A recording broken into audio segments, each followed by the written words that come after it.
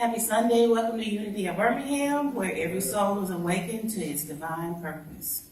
We don't really have any announcements today. I just would encourage you all to check out Unity's newsletter. We have a lot of good things on the newsletter.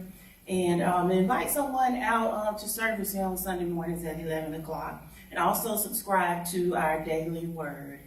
Thank you so much. Beautiful, beautiful. Good morning, everybody.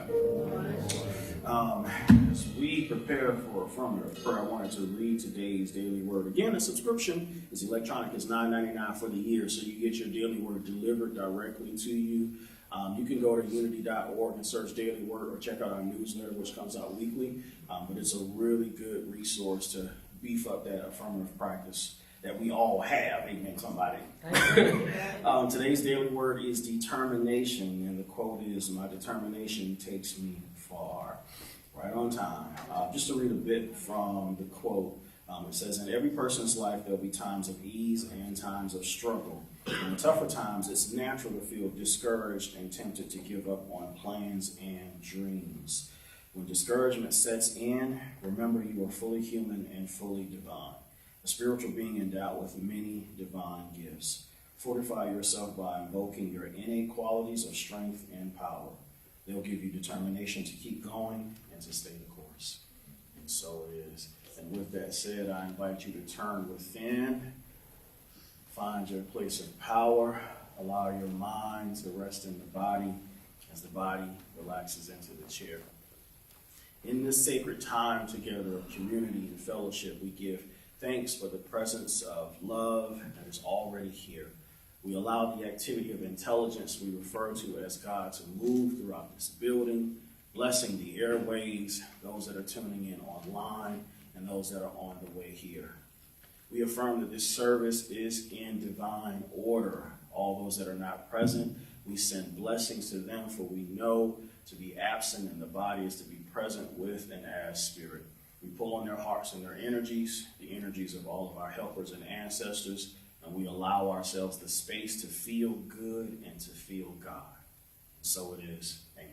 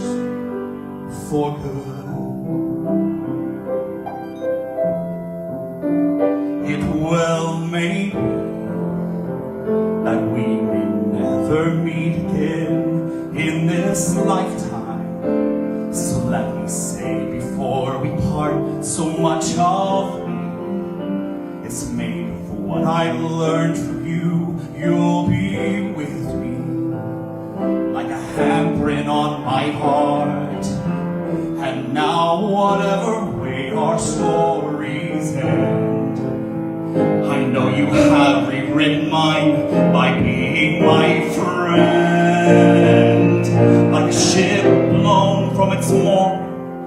a wind off the sea, like a seed dropped by a skybird in the distant wood.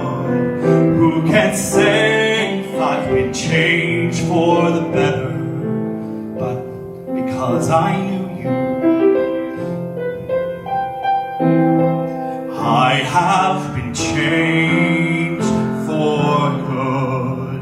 And just to clear the air, I ask forgiveness for the things you've done, you blame me for.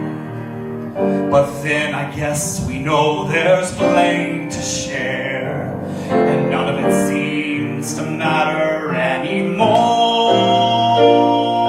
Like a ship blown from its mooring, like a wind off the sea, like a stream that meets a boulder halfway through the war. Who can say if I've been changed for the better? I do believe I have been changed for the better. But because I knew you, because I knew you, because I knew you, I have been changed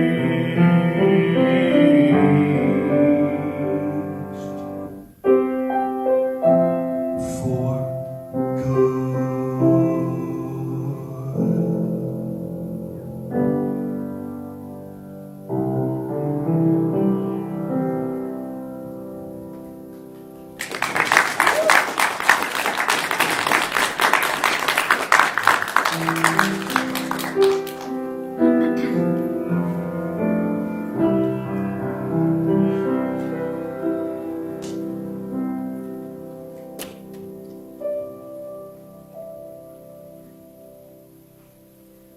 So beautiful. Thank you for that. Thank you for your gift. Good morning, everyone. As you know, I'm Juan Leah. And today, when I lead meditation, I was thinking to myself, I thought clarity would be a great point to focus this meditation on. So as we find ourselves in unprecedented times and want to move towards unity, right? I think community is great for us, and I'm grateful to be a part of this community, and clarity is a great place to start. So I invite you all to get as comfortable as you can in your seats. Go ahead and uncross your feet and uncross your hands. Shake out any tension in your shoulders and in your spine, and really allow yourself to sink into the seat below you, especially with every exhale. Okay?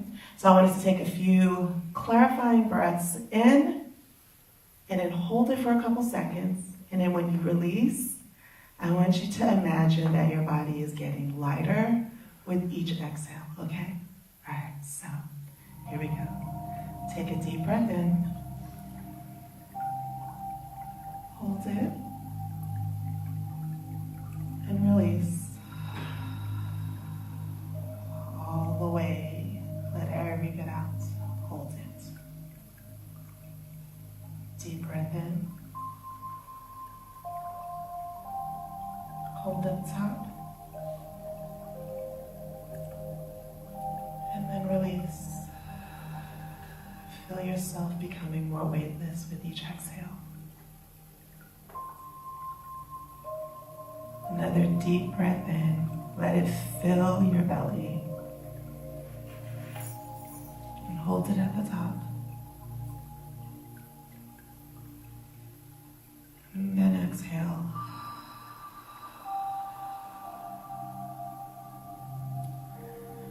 So for the next few inhales and exhales, I want you to focus on breath. And as you're doing so, don't be disturbed by the thoughts that come your way. That is your evolutionary mind doing its job.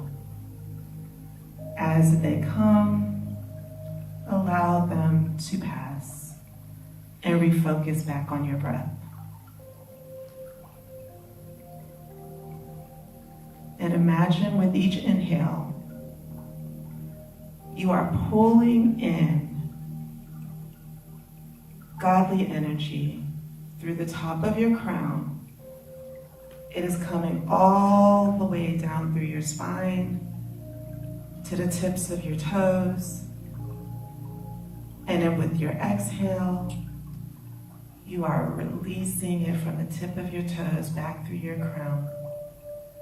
And that is you sharing breath with your divine creator, receiving what they want you to receive, releasing what you want to let go of or give back. So let's do about 5 of those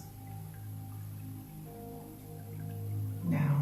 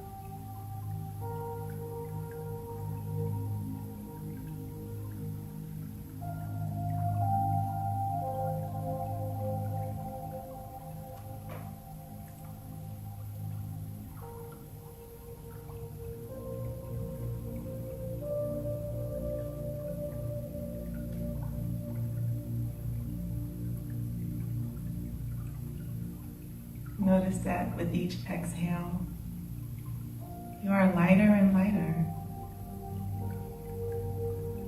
With each inhale is divine love, filling every cell in your body with all the goodness it needs to heal, to be clear, sending love to wherever it is needed. I want you to continue doing this breathing on your own and revel in how lighter you feel with each exhale. Allow yourself to mentally travel to the happiest place in your memories. As an observer, or even a participant, feel light and love and breathe.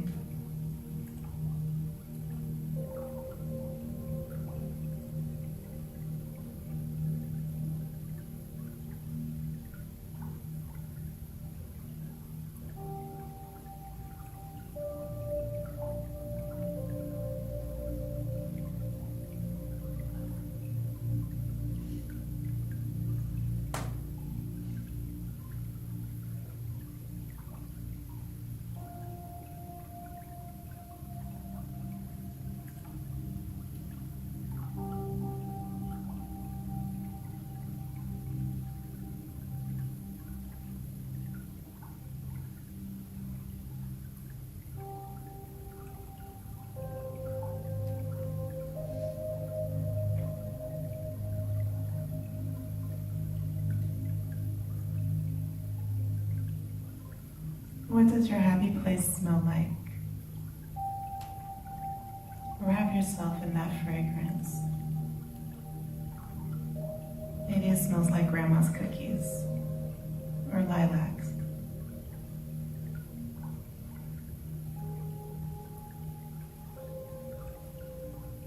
Allow it to envelop you in its warmth.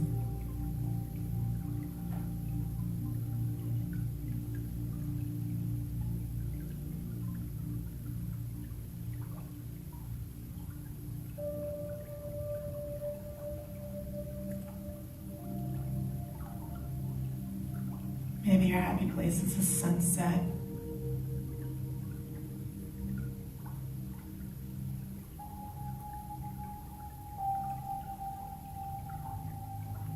Focus on that horizon. Become one with it.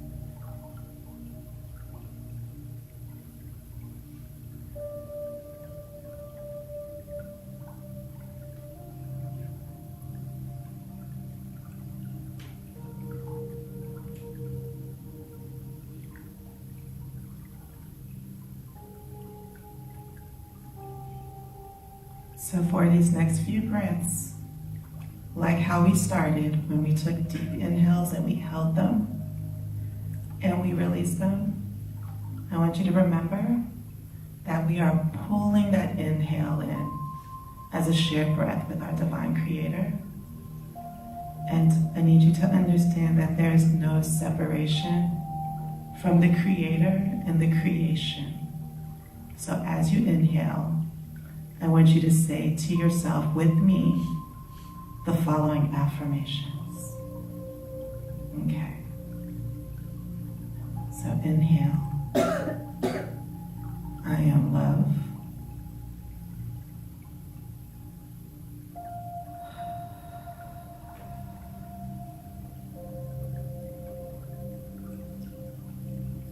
Inhale. I am peace.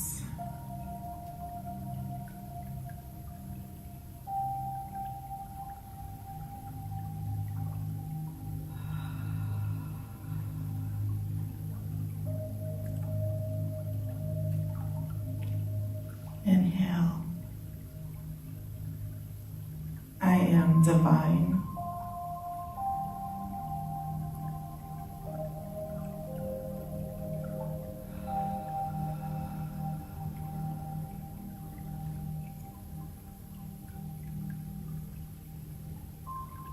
Inhale. I am the good I seek in the world.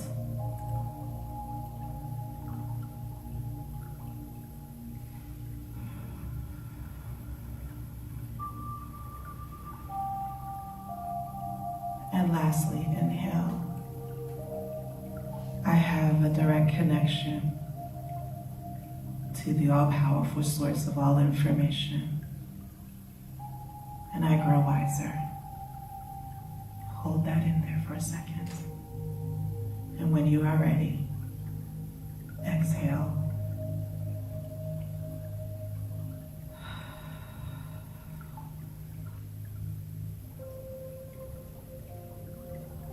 As you slowly come back to the room, I want you to wiggle your toes and your fingers. Shake out any tension in your arms or anywhere else in your body that you notice. And gently open your eyes.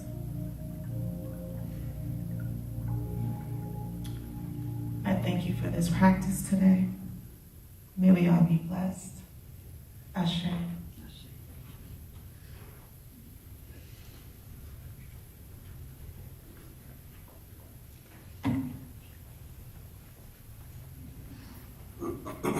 In that same spirit, take a few additional moments to relax and settle into your bodies. Allow your mind to relax so that you can create a set point in your nervous system.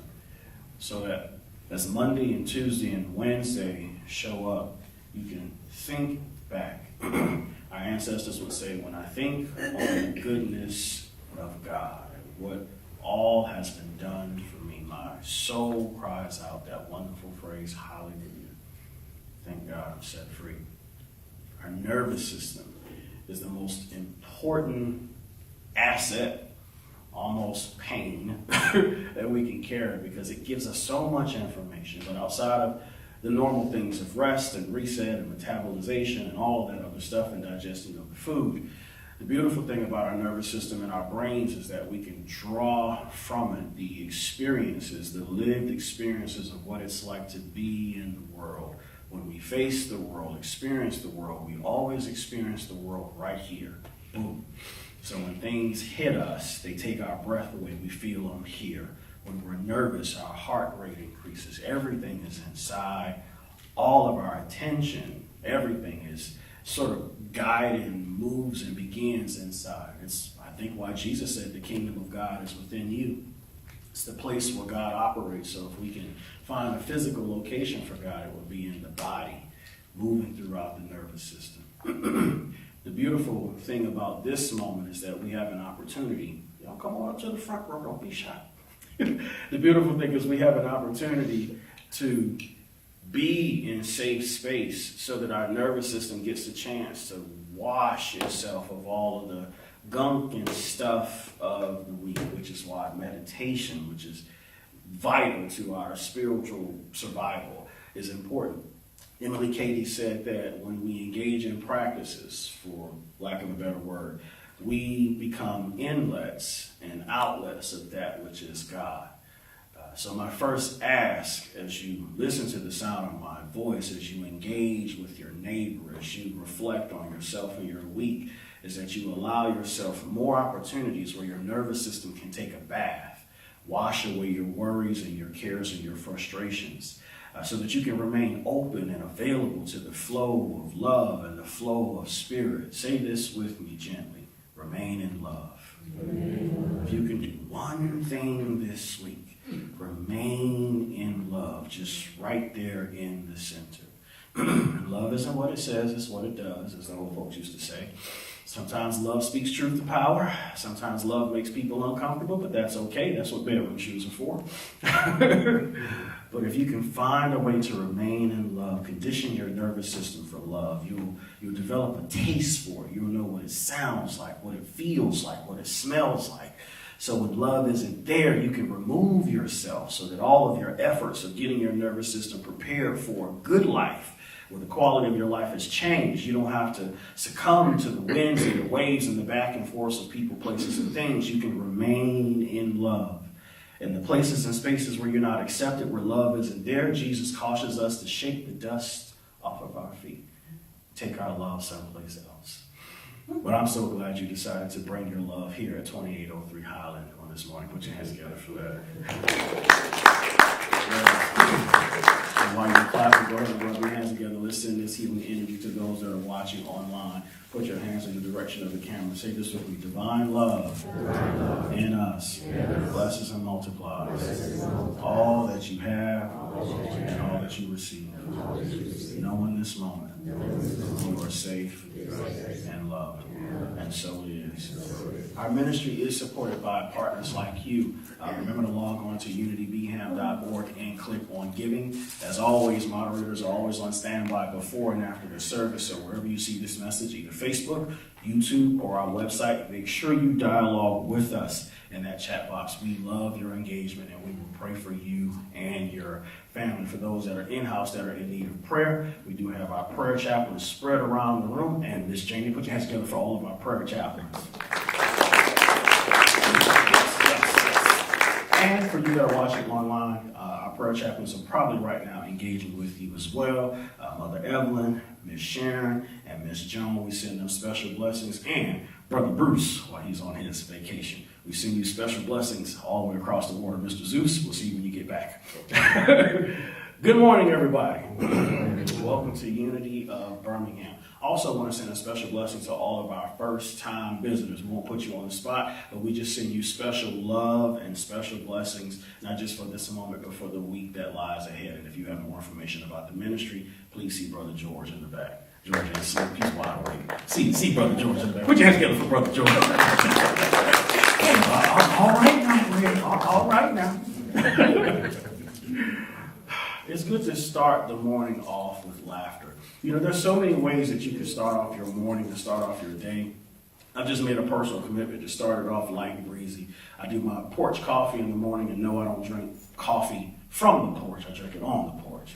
I had to clarify that with somebody not too long ago. It's like every couple of months, somebody always asks, do you mean you just, no, the filter isn't connected to the steps. I'm not drinking rainwater. I'm woo-woo, but not that kind of woo-woo. I drink it on the porch. But when you start your day off light and breezy, it sort of gets that plumb line set up, if you know what I mean, so that the end of your day is light and breezy. And as we enter into a deeper experience of this month's theme is empowerment. Say this with me, empowerment. And empowerment doesn't have to be feisty, aggressive. Empowerment can be this gentle flame that's ever burning. It reminds me of what my grandmother used to say about money in your pocket. She said, fast money, it comes in fast and goes out just as fast, But empowerment teachings and empowerment conversations, even the feeling of it, doesn't have to be something that sets you on fire. It can be this slow, gradual burn that you're able to take with you throughout your week, and that was my goal. In light of everything that's going on in the world, in light of everything you might be feeling or sensing or wanting to talk about but not quite able to find the words, because sometimes in climates like this, especially in the socio-political economic climate we're in, everything that you say can be polarizing, even if you intend to say something good. So sometimes the best answer that you can have is, I don't know, but you're willing to come to the table.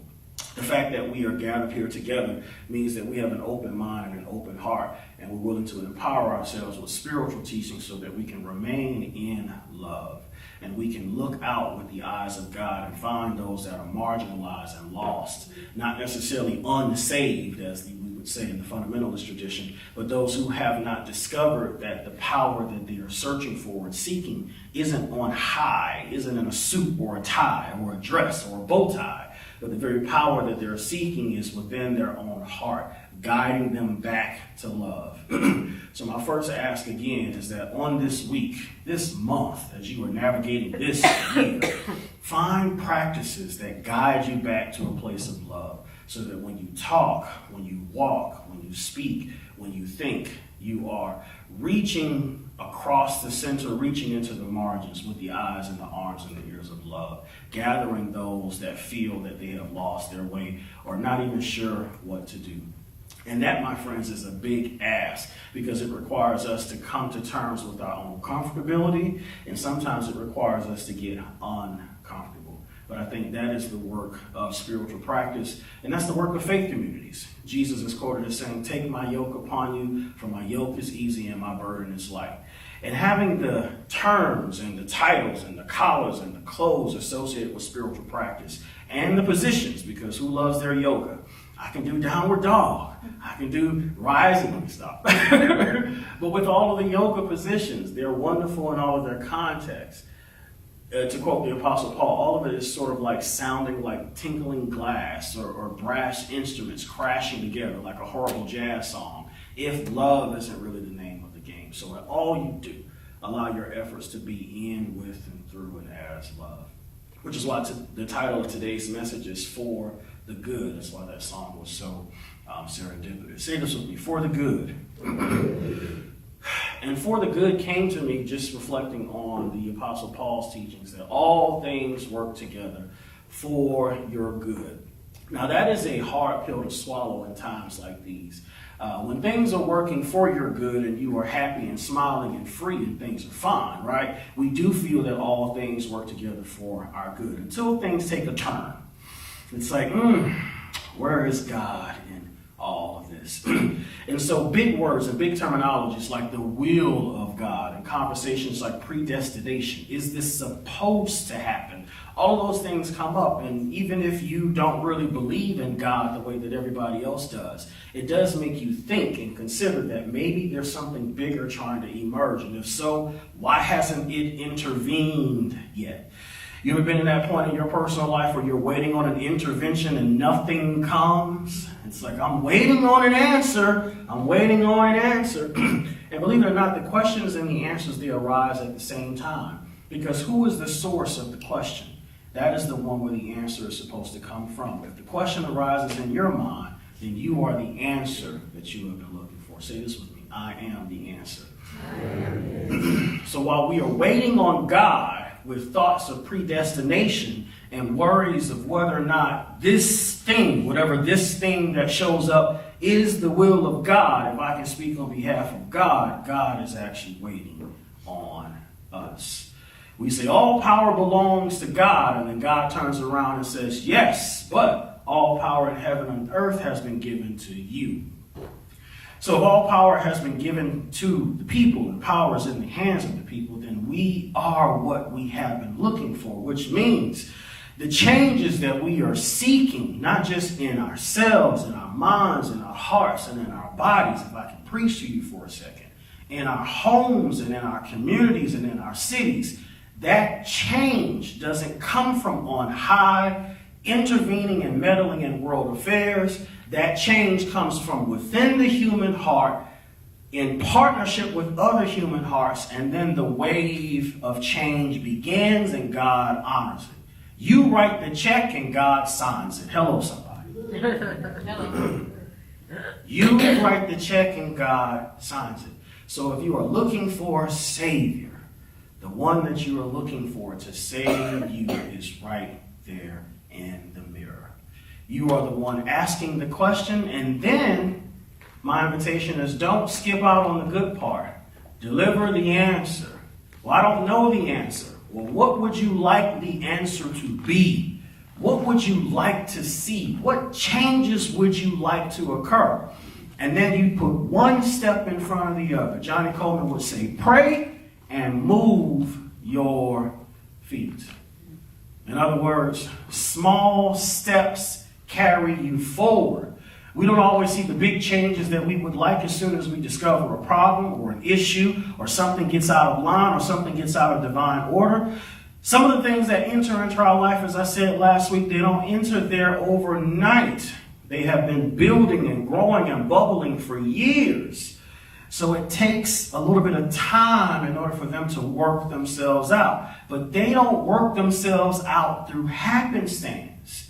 Things work out through prayer, through fasting, through meditation, through conversation, through intervening, through gaining more information, through partnerships, through allies. Come on, somebody, until you build a coalition, and then the very changes that you've been working on, they manifest.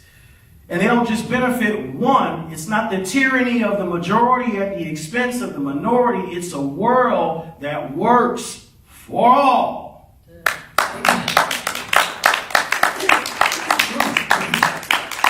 I know it to be so because we are here, even today in the United States, still the most segregated time in America is Sunday morning at 11 o'clock. Interesting. Even today. But when we look around the room and we see the various cultures, the various age cohorts, the various groups that are made up that fill this room, it shows us that even in 2026, we are still people looking for answers. And in a world that speaks division, we decide to side with unity and love. And there is strength in that. Not just collectively and socially within our homes, within our communities, but in our personal lives. And those things that you would rather ignore and say, well, that's small in comparison to this. I don't want to complain about this because Susie is dealing with that. And because Susie's thing is bigger than mine, well, I should be grateful for the life I had. I'm going to say it like I told my daughter. Who told you that? You know, teenagers are lovely. It's like, who told you that? Well, you did. Well, don't listen to me. Don't listen to me anyway. Right? So we have to tell ourselves a new story. That things are in transition, things are in flux, but transition doesn't have to be bad. It just means we have to learn to adjust. And we're not talking about adapting to the things in our life or the things that show up in our world, in our community, in our cities, in our towns that are wrong. We're talking about opening our minds to new possibilities as the world changes, we should change also. Sometimes the information that we had got us to this point, and now that we are looking over the horizon, we don't want to be like Moses looking at the promised land, expecting to go over, but something says, not for you. I don't know about you, but I want to go there along with everyone else. I be, you know what, if I do all the hard work and someone else takes the credit. So we do the deep spiritual work of investigating and searching our own hearts, not to condemn ourselves, but to find out where we are in alignment and then to see what those questions are. And we do the work of searching for answers. So my next ask is, no matter what you see in your world or your city or town or school or society that's not right, don't stop searching for answers. Because a not yet or a delay or a quiet spot isn't indicative of a denial. Because you haven't found the answer yet, it does not mean that God has not already spoken. It does not mean that God has not already spoken. The answer exists. Sometimes we've got to put in the legwork to go and find it. And you might discover that the answers that you are seeking is in someone else's mouth. Sacred text tells us to be careful how we entertain strangers, lest we entertain angels unaware. So this morning, many of my brothers and sisters and fellow clergy are preaching across the country, love thy neighbor, but not just love thy neighbor, but love thy stranger. Because after all, there's only one of us, say this with me, unity. Unity. It's only one of us, one verse, one sound, one versification. We all have the same needs, differing in quality, differing in quantity, but the same needs, the same Maslowian needs of food, clothing, and shelter. And at the top of that pyramid, self-actualization. And we are all doing the best that we can in order to arrive there. But the more we come together, we come to find out that, again, we are more alike than not. And so we put aside our differences, we come to the table, y'all. So on this week, continue to go to the tables, whatever those tables are. Some of those tables are kitchen tables, and those conversations are rough sometimes. Some of those tables are telephone tables, and those conversations are rough. And they ain't always about politics. Sometimes they're about who did such and such, or who did this, or who didn't take out the trash. Because that is the conversation. You know the trash place closes at 1 o'clock. It's 12:50. I know, but I can get there in 5 minutes, so I got 3 minutes to chill. Maybe that's just me. That little key will be flying through Griffin. Shoo! Griffin PD, please don't watch this episode. But that is the work that we are called to do, this exploratory, investigative work that requires us to open up, to think deeply, and when we have thunk again, right? And then to shop around and ask questions and build a coalition, and together, as a unity, as a unified spiritual family, we can accomplish the unimaginable. I was drawn this week to the teachings of Howard Thurman. And in 1949, he gave a sermon at his church, the Fellowship of All People, one of the first interracial churches, large interracial churches in America. And in 1949, he delivered a sermon entitled The Growing Edge. And in that message, he said, and I'm probably going to butcher it, but I'll paraphrase. He says that within the core of life, Howard Thurman talks with a nice, relaxed cadence. As an individual who's lived and learned and discovered that sometimes you just have to slow things down a little bit to allow them to hit and rest in the ears and the minds of people. But he says within the core of life, there's an irritation and an agitation. And if I can pause there, sometimes we get lost in that irritation and agitation because we think that that is the answer of life. Well, I'm experiencing this, so I probably deserve it. I'm experiencing this, so it's probably my fault. I'm experiencing this because of choices that I made. And it's good that we were taught how to own our stuff. But some of this stuff ain't yours. Yep. Some of this stuff is other people. Yes. And other things, circumstances that are beyond your control. And it's also quite possible that had you made a different choice, you probably would have ended up back here anyway.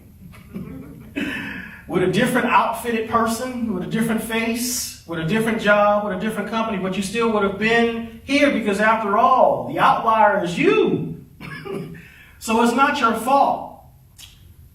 So Howard Thurman says that the irritation and the agitation are necessary because life is trying to uncover something that has been hidden. And I think the thing that has been hidden, it's been hidden in plain sight.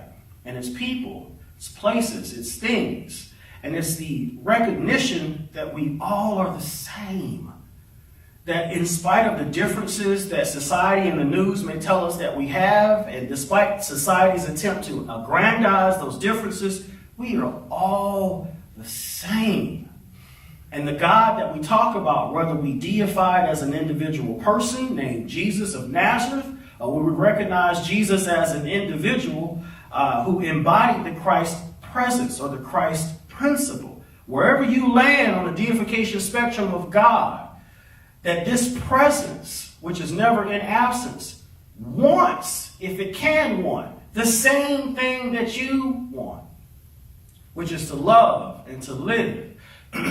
So predestination is the outlook that everything that happens based on a predetermined will. In other words, if I experience good, it was supposed to happen because God intended it to be so. If I experience bad, tragedy, heartbreak, when someone is no longer here, God took them from me.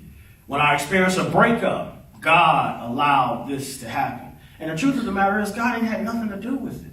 It's just the vicissitudes and the essence of life that life sometimes is. And things sometimes happen beyond our control. But process theology, which is an invention by modern theologians borrowed from Alfred Whitehead's teaching on process philosophy, said that perhaps God isn't stationary in its godness, to quote Bishop Ayanna Locke from the Pentecostal Church. Perhaps that God is in flux and God is growing at the same rate and capacity that humanity is growing. What if God isn't static and stationary, but God is just as evolutionary as you are? Meaning when you cry, God cries. When you live, God lives. Which is why Jesus says, I have come so that you may have life and have it more abundantly. So you have a charge to live and love abundantly, because to the degree that you live and love abundantly, God gets to embody that experience through you. After all, you are the temple of the living God, not made with man's hands, y'all. So you have to live, you have to love, you have to find freedom. Sometimes you have to argue for that freedom, and that's okay. It is all for the good, to tie it back to my message. So predestination is a theological and a philosophical construct created by so-called smart people to convince us that our lives are stuck. Whatever socioeconomic class you're born in, you will die in it. There is no upward mobility. So much for economics. We got to wait on trickle-down economics. Something from on high to trickle down to us to give us a raise and a promotion so we can feed our families.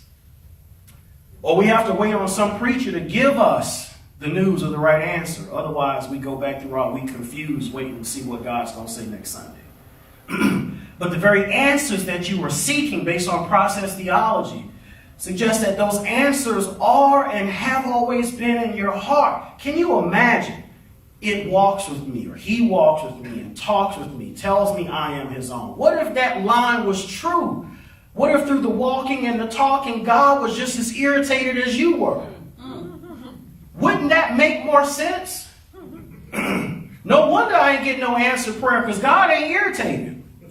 God's like, everything's fine. I set the temperature. Don't touch my thermostat. I set the TV to this. I want to watch my soap operas. Don't change nothing.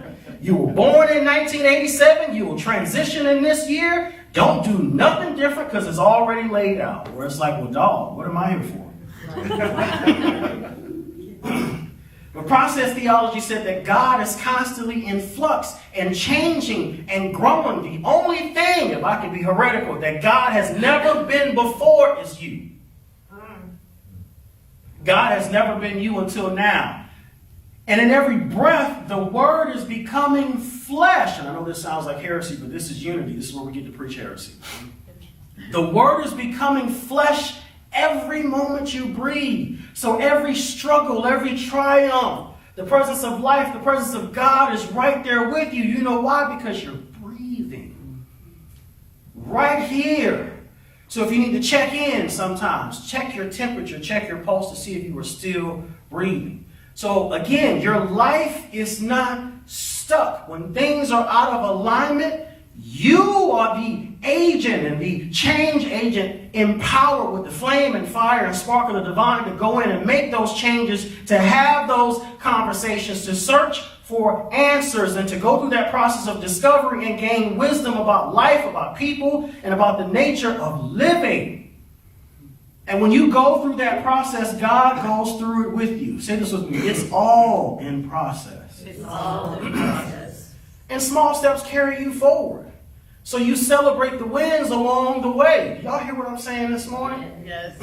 The changes, the things that we complain about. The leaders who get out of divine alignment, they are not there because of the will of God when they're out of alignment. They're there because of the will of certain people. To quote the Old Testament story, as the children of Israel transitioned out of judges, and they said, give us a leader, give us a king. And they got the king that they requested. They got Saul and were miserable. God didn't put Saul there. People did. And if people put you there, guess what? People can move. Again, you write the check, God signs it. So whatever you decide to do, God honors it because it is all for the good. Last piece, I want to point your attention to the book of Romans, the 8th chapter. Late 20s verse, I can't remember the actual verse number. Lord forgive me. The Apostle Paul says in that verse, which is where the title of this message comes from, all things work together for the good of those, and I'm going to stop here, who love. We say who love the Lord or love God, but God is love.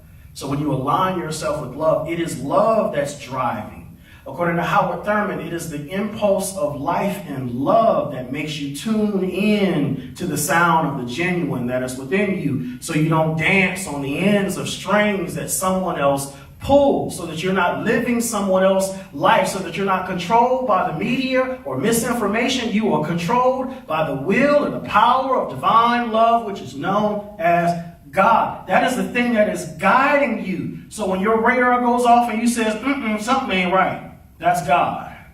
When your radar wakes you up out of sleep and you got to go pray, you wisdom keepers, I couldn't sleep last night. Yeah, something in my spirit ain't right. I need to go have a conversation with somebody. I don't know, I'm just feeling peoply today. That's God. I need to be by myself today. That's God. Please stay by yourself. Don't hurt nobody. That is the thing that Paul is talking about. And you know the reason why they all work together? Paul said this in 57 AD, supposedly. Talking to a group of people who he had not yet visited because Paul was still in Corinth. He's sending information out there, hoping that they would invest in his ministry. He says that all things work together for the good, not necessarily because of predestination, but because Paul knew that there was a group of people in Rome who were going to make it work out for the good. So I charge you, Unity of Birmingham, all things will work together for your good because you are going to make it so. Thank you for listening.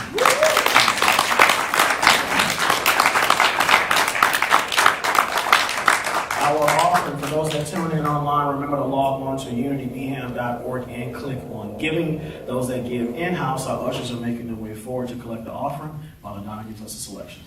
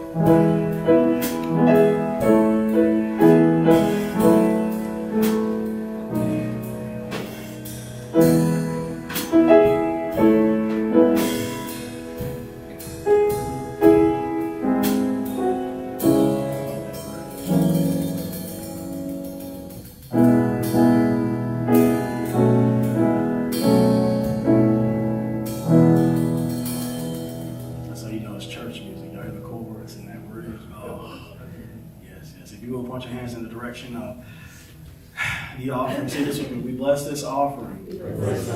Affirming it will be used for the building of this ministry. We bless the givers. We declare their gifts will return back to them with good measure, pressed down, shaken together, and running over. And so it is. Put your hands together one more time. All right, we can get everyone to stand for the peace song.